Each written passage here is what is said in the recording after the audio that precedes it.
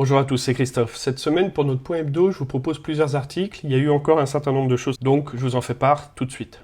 Le premier article, c'est une release note d'OpenAI. OpenAI vient d'annoncer l'arrivée de deux grandes nouveautés. Jusqu'ici, ChatGPT piochait dans une base de données qui prenait fin septembre 2021. Si vous interrogiez le chatbot sur des événements plus récents, il bottait en touche. Par exemple, ChatGPT n'a pas connaissance de l'invasion russe en Ukraine qui a débuté début février 2022. Dans ce cas-là, ChatGPT précise toujours que sa date de connaissance s'arrête en 2021. Aujourd'hui donc, OpenAI a annoncé l'arrivée de plugins. Donc il y a eu deux grandes annonces. La première, c'est une fonctionnalité web browsing maintenant. Donc GPT est connecté directement à Internet. Et la deuxième, c'est l'arrivée de plugins. Ceux-ci permettent aux utilisateurs de connecter ChatGPT à des services tiers comme Expedia et Instacart, Kayak ou encore Shopify. Il y a plus de 70 plugins qui sont mis à disposition des usagers. Dans un premier temps, ces nouveautés sont réservées uniquement aux abonnés ChatGPT+. Donc pour y accéder à la mise à jour, donc déjà il faut être abonné ChatGPT+, donc il faut payer l'abonnement. Donc pour y accéder, c'est très simple. Vous lancez ChatGPT. À côté de votre nom, vous avez les trois petits points. Vous cliquez dessus.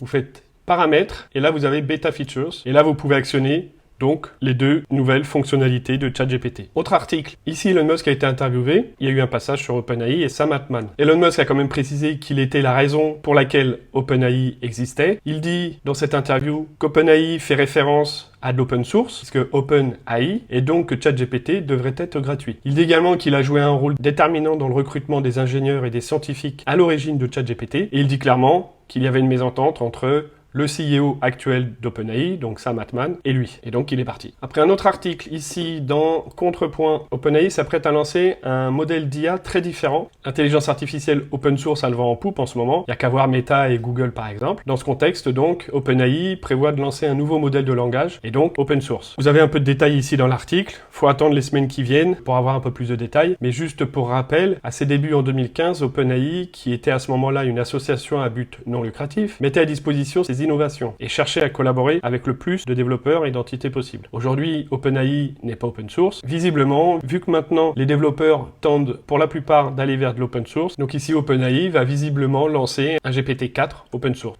Ici, une nouvelle information aussi, OpenAI lance son application ChatGPT pour iOS, donc c'est disponible dès maintenant sur l'App Store, mais seulement aux US pour le moment. J'ai testé et rien pour la France actuellement. Et une information importante, c'est uniquement réservé aux abonnés GPT+, pour le moment. Une autre information, Amazon prévoit d'ajouter une fonction de recherche du style ChatGPT à sa boutique en ligne pour rivaliser avec Microsoft Bing et Google Bard afin d'inclure l'intelligence artificielle générative dans leur propre moteur de recherche. Une autre information importante vue sur le site d'Apple, Apple a présenté des fonctionnalités logicielles pour l'accessibilité cognitive, visuelle, auditive, ainsi que des outils innovants pour les personnes qui ne parlent pas ou qui risquent de perdre leur capacité à parler. Donc à venir cette année, les utilisateurs souffrant de troubles cognitifs pourront utiliser l'iPhone et l'iPad avec plus de facilité et d'indépendance grâce à l'accès assisté. Par exemple, les personnes non parlantes peuvent taper pour parler pendant les appels et les conversations avec Live Speech. Celles qui risquent de perdre leur capacité à parler peuvent utiliser Personal Voice pour créer une voix synthétisée qui leur ressemble pour communiquer avec leur famille ou leurs amis. Pour les utilisateurs aveugles ou malvoyants, le mode de détection de la loupe propose Point and Speak, qui identifie le texte vers lequel les utilisateurs pointent et le lit à haute voix pour les aider à interagir avec les objets physiques tels que les appareils électroménagers par exemple. Plus encore tout un tas de choses.